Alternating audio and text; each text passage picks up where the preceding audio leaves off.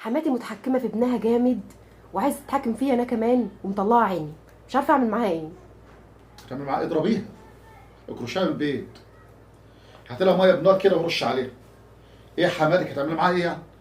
كبرت، وهي كبرت وربت وسهرت.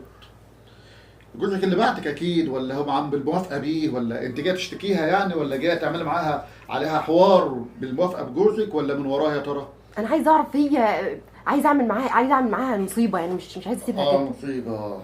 دي بموافقه ابنها ولا من غير موافقه ابنها؟ ما هو لو بموافقته ده بلوه كبيره، لو من غير موافقته دي بلوه، لو بموافقته دي بلوه اكبر. يعني اللي شالت وسهرت وكبرت وتعبت.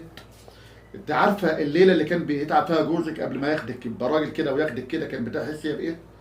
انا مش هقول لك على اكل وشرب وربايه وكلام من ده، كفايه الالم في ليله هو كان تعبان فيها، كفايه الفرحه في مره هو كان راجع من بره مبسوط او ناجح او كلام من ده.